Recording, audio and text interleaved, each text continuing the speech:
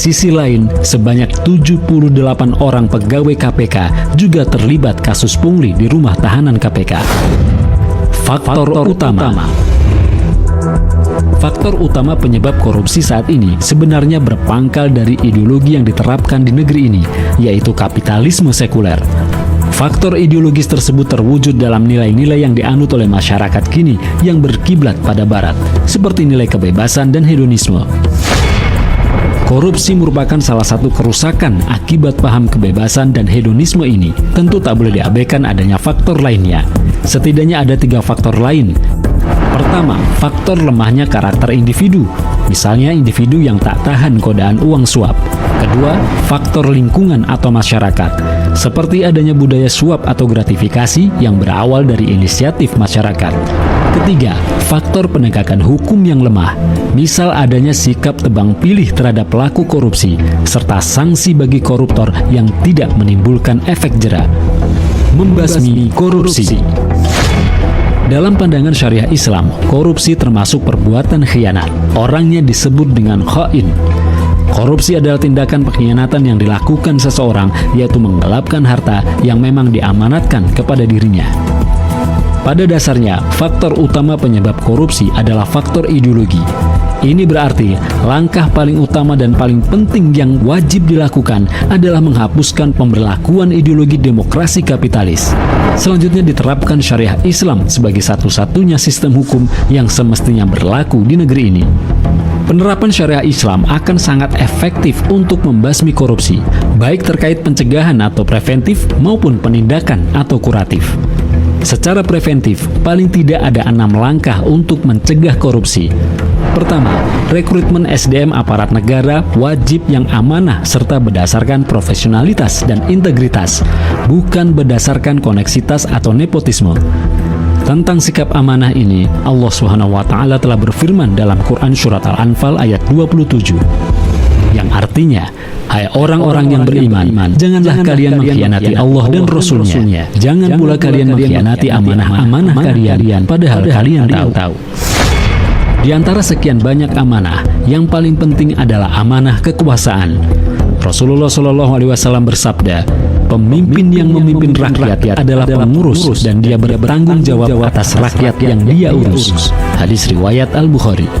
Lalu terkait profesionalitas dan integritas, Rasulullah antara lain pernah bersabda, jika urusan diserahkan kepada yang bukan ahlinya, maka tunggulah hari kiamat. Hadis riwayat Bukhari. Kedua, negara wajib melakukan pembinaan kepada seluruh aparat dan pegawainya. Rasulullah SAW mencontohkan hal itu. Tidak ada yang meragukan ketakwaan sahabat Mu'adz bin Jabal radhiyallahu an.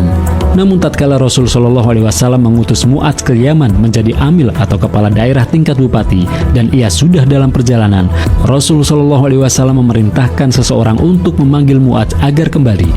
Lalu Rasulullah bersabda kepada Mu'adz, janganlah kamu mengambil sesuatu tanpa izinku, karena hal itu adalah ghulul atau khianat. Siapa saja yang berkhianat, pada hari kiamat ia akan datang membawa apa yang dikhianatinya itu. Karena inilah aku memanggilmu. Sekarang pergilah untuk melakukan tugasmu. Hadis riwayat At-Tirmizi dan At-Tabrani. Ketiga, negara wajib memberikan gaji dan fasilitas yang layak kepada aparatnya. Nabi SAW bersabda, siapa saja yang bekerja untuk kami, tetapi tak punya rumah, hendaklah dia mengambil rumah. Jika tak punya istri, hendaklah ia menikah. Jika tak punya pembantu atau kendaraan, hendaklah ia mengambil pembantu atau kendaraan. Hadis riwayat Ahmad. Keempat, Islam melarang menerima suap dan hadiah bagi para aparat negara. Rasulullah SAW bersabda, siapa saja yang kami angkat untuk satu tugas dan telah kami tetapkan pemberian gaji untuk dia, maka apa yang dia ambil setelah itu adalah harta gunung. Hadis riwayat Abu Daud dan Al-Hakim. Tentang hadiah kepada aparat pemerintah, Nabi SAW bersabda, hadiah yang diberikan kepada para penguasa adalah sud atau haram, dan suap yang diterima hakim adalah kekufuran. Hadis riwayat Ahmad. Berdasarkan ini, harta yang diperoleh aparat, pejabat, dan penguasa selain pendapatan gaji yang telah ditentukan, apapun namanya, entah itu hadiah, fee, pungutan, suap, dan sebagainya, merupakan harta ghulul dan hukumnya haram.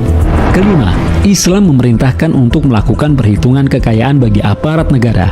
Khalifah Umar bin Khattab radhiyallahu an biasa menghitung kekayaan para pejabat di awal dan di akhir jabatannya.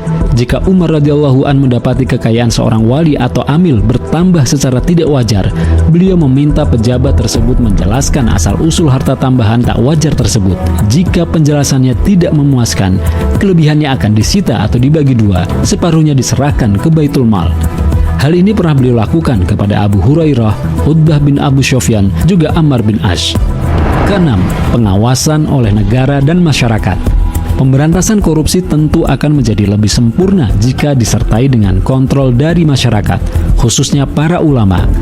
Adapun secara kuratif, maka membasmi korupsi dilakukan dengan cara penerapan sanksi hukum yang tegas dan tanpa tebang pilih. Dalam Islam, hukuman untuk koruptor masuk kategori takzir, yaitu hukuman yang jenis dan kadarnya ditentukan oleh hakim atau penguasa.